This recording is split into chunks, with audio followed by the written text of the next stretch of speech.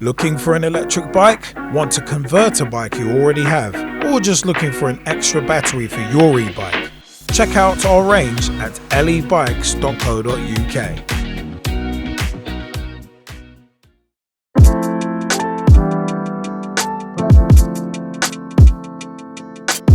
Hey everybody, what is up? My name is Liam Angell, aka Straight Shooting LJ, and welcome to this LE Bikes opinion piece.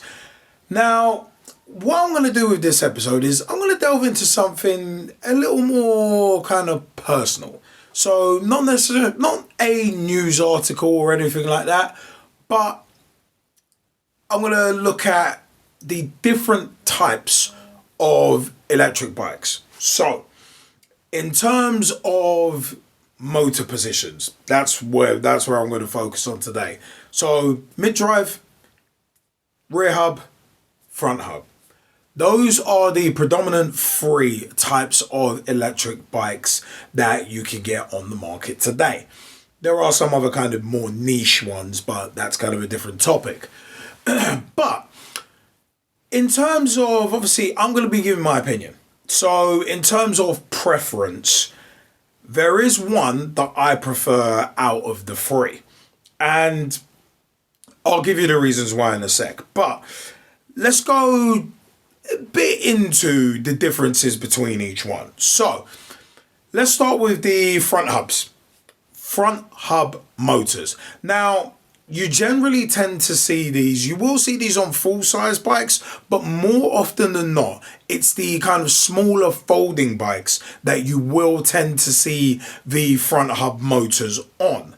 And with these, it's kind of like the weight is somewhat evenly distributed because the motors are obviously in the front wheel.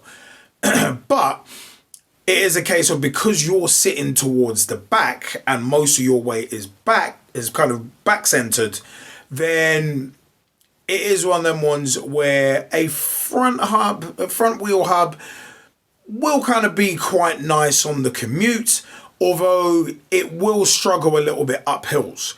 And personally, I'm not necessarily a fan of the front hub motors, just purely because of that sensation that you get. Because the motor is at the front, the battery is generally at the back. Because the motor's at the front, you generally have a sensation of being pulled. So it doesn't quite give a natural riding sensation in terms of what you kind of would expect from a regular bike. So I said it's more kind of a pulling sensation, like it's pulling you along, as opposed to you're kind of cruising along a bit more naturally. But as said, the front hubs, not necessarily my preference, but as said, they tend to kind of be on the kind of smaller folding bikes, such as the Zinc folding bike sets. You kind of tend to find them there as well. Also, I think some of the Bromptons are actually made with front hub motors as well. So it is one of them ones, but they do have a little bit of a design flaw that they share with the rear hub motors, which I'm going to get onto in a second.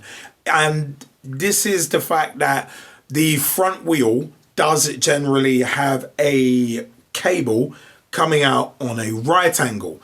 And that cable has 9 little tiny wires inside it. And one of the problems, well, two of the problems actually.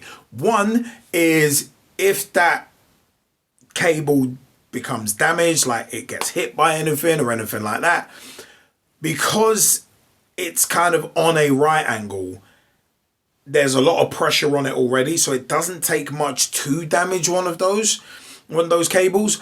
But also as well is the fact that if you damage one of those wires inside there, let alone 2 or 3, it's a very, very finicky job to be able to rectify it, repair, and basically put the cable back together, and that can get quite expensive. But as said, that shares that property along with the rear hub motors as well. So, rear hub motors. I've just spoken about the front hubs. The rear hubs as said, they do kind of share that similar design flaw with the cable coming out of the back, in terms of it being on a right angle, and if you tap it, it's quite easy to damage it, and also it can be quite costly to replace it.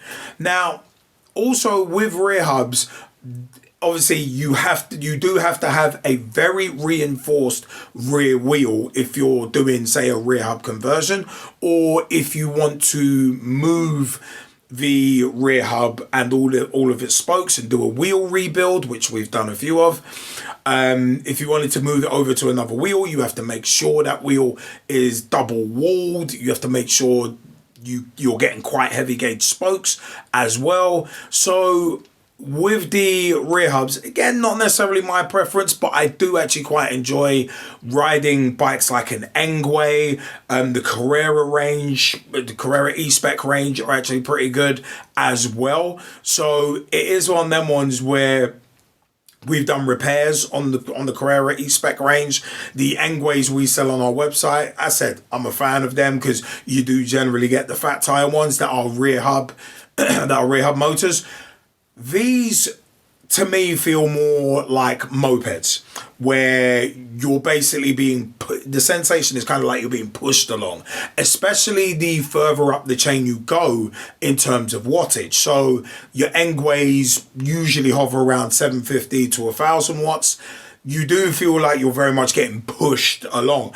And the only thing for me with the front hub and also the rear hubs as well as the design flaw with the cable coming out, it does make replacing an inner tube. So say you get a puncture, I always, because e-bikes are naturally heavier, whether they're mid-drives, front hubs or rear hubs, because they're naturally heavier, it's just a case of patching a tire has never really worked for me. Tried it on a number of occasions, but in my early days with e-bikes, and it was one of them ones where I thought, you know what, I am just going to carry spare inner tubes with me. And one of the issues with the front hubs and the rear hubs is that you have to be so careful getting that wheel on and off. And there are some rear hub motors and front hub motors where you can't just unplug the wheel before you take it off. The wiring is pretty much solid all the way through. I remember pedelec, their bikes used to be like that. No slight on them, just saying. Their bikes used to be like that, and I did have an experience whilst working in an electric bike shop where we did end up having to replace a rear wheel because the cable had been damaged. It was pretty much a two-man job trying to get the wheel back in, and then obviously make sure the torque arm was okay and all that, and then that started coming. It was a major headache just to basically replace a puncture and replace what was a torn inner tube. So for me, rear hubs are not necessarily my preference. I do actually have a Carrera Cross City, a mini folding bike, which is a rear hub, and I've recently rewired a battery into it. So rear hubs do have their uses, very much so, and the controllers are actually pretty flexible, but you do sometimes have that issue where you could get exactly the same controller or the exact same display if you need to replace those, and they won't work. And I've noticed that has happened a lot more on the hub motors, so the front hub and the rear hubs, than say the mid drives, for instance, which I'll come on to in a sec. So again, rear hubs, not necessarily my preference, but I prefer them over the front hubs. So order-wise, I would put rear hubs over front hubs. And there's a lot more of a diversity of range in terms of bikes with the rear hubs. But obviously with the rear hubs, I said there are still some of the design flaws, as I like to call them, from the front hubs. And it's a case of there are certain, if you're looking for a more natural riding sensation, then the rear hubs may not be the way to go. But that's me personally. This is purely opinion. Finally, mid-drive motors. My personal favorite of the three types. And with the mid-drive motors, it is a case of the riding sensation is a lot more natural, because to me the weight is more centered.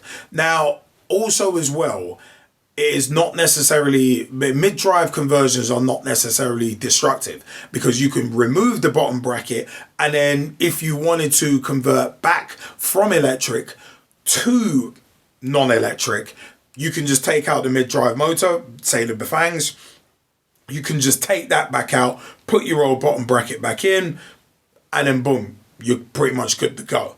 It's very much non-destructive. Whereas the other two, you do have to basically have reinforced forks. Your rear wheel may need additional support in terms of torque arms. And yeah, it is just one of them ones where the mid-drive sensation is a lot more fluid, and also getting up hills is, I think, a lot better on the mid-drives. You do keep your gears. You do keep your gears intact, because it doesn't do anything to your rear wheel or your front wheel, and that makes replacing punctures so much easier and quicker. Yes, your bike is still heavier, but as said, because there's been no modification to the rear wheel or the front wheel, you just replace a puncture like you would on a regular bicycle. So that for me, like, major advantage of a mid-drive motor. Now, in terms of a con of the mid-drive motors, you do have to have a little more expertise in terms of opening them up and knowing what you're doing. Because when you open the Bafang motors up, there is a big gear inside and then a smaller gear inside. And you have to be aware of the bearings. You have to be very careful when you're taking it apart. You have to be very careful to put it together the right way. Make sure you don't lose a gasket or anything like that. So you do have to have a little more expertise. It's not just put something in the back wheel and then you're off. You do need a couple of tools, your bottom bracket removal tool, bunch of Allen keys, stuff like that. But the intercompatibility between displays, replacing a controller is relatively simple as well. Re-greasing that motor is relatively simple too. To me, there's a lot less that can go wrong with a mid-drive motor.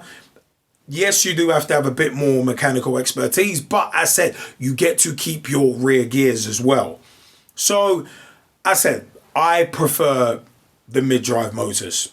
I really do prefer the mid-drive motors. I've got Bafangs that I've done conversions on, three separate ones of my bikes, 2 full-sized, 1 folding as well. So it's on there, and that's just me personally. So it is one of them ones where I prefer the mid-drive out of the 3. So in terms of the front and rear hubs though, there is the one advantage where if worse comes to worse, in an extreme condition and your chain snaps, one of the major drawbacks of a mid-drive motor is the fact that if your chain snaps, you're pretty much having to wheel your bike along, because you would lose all of your gears. Now with the rear hubs, you would still be able to basically pedal the bike along if your chain snaps.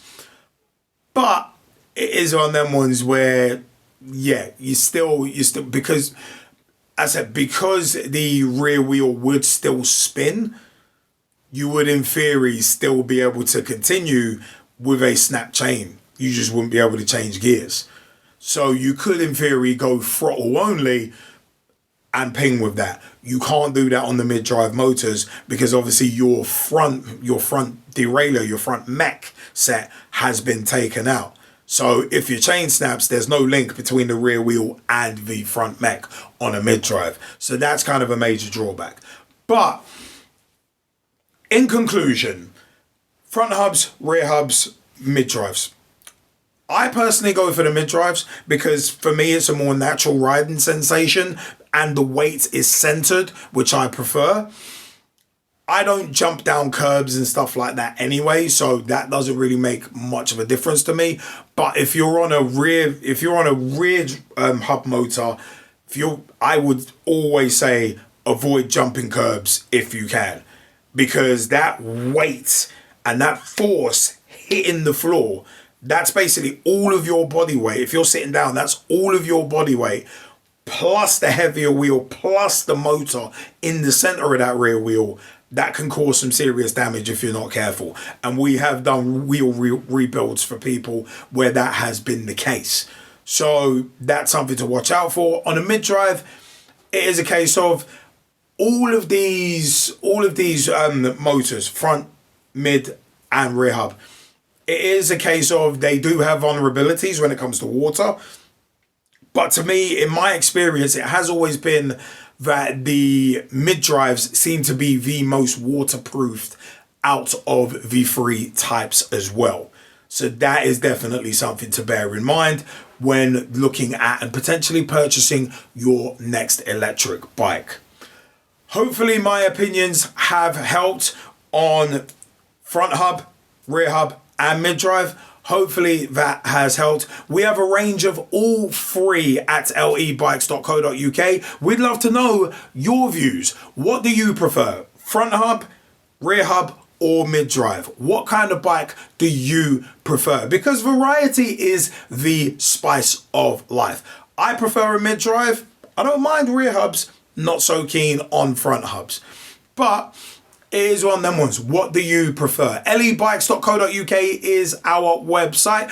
youtube.com/@lebikes is us on YouTube. We've got tips and tricks. We've got opinion pieces and so much more video content up there on YouTube. We're on TikTok. We're on Instagram. We're on Facebook. Facebook.com/LE-Bikes LTD. Have a look for us. LE Bikes and LE Bikes LTD on the social networks. Have a look for us. As I said, TikTok, Facebook, Instagram. Have a look for us. Wherever you are, you will find us as well. And I said, lebikes.co.uk is the official website. We are official suppliers for Himiway Long Range electric bikes, Engwe electric bikes as well. We've got a range of both brands. Also, we do bike to e-bike conversions. If you've got a bike you love, get in touch with us and we will see if we can convert it into electric for you. We trust the Bafang mid-drive motors. That is where we've laid our hats in terms of what we trust for our conversions. Most bikes can be converted, from Carrera Hellcats to folding in Carrera Intercities or Dahons. So many other brands, Specialized.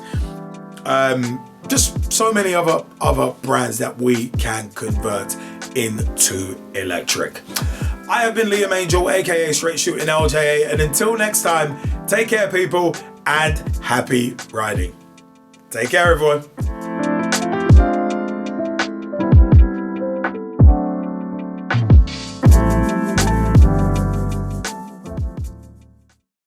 Mid-drive motor conversion kits, ready-made e-bikes, batteries, bike to e-bike conversions, custom builds and more. Start your journey into electric bikes at lebikes.co.uk.